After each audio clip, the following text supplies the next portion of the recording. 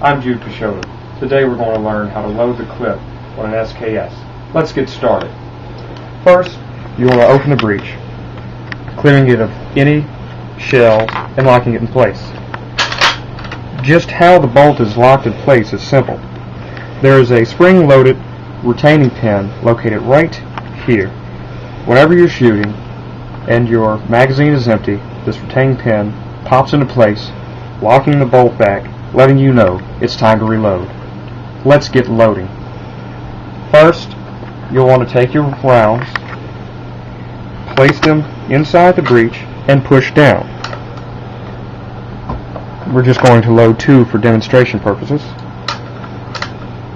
Whenever you're ready, pull your breech back and let it go. Do not assist, just let it fall. Now you're loaded and ready for shooting.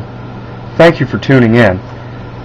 Look forward to our next video concerning the replacement, the removal, and the replacement of a receiver cover and scope.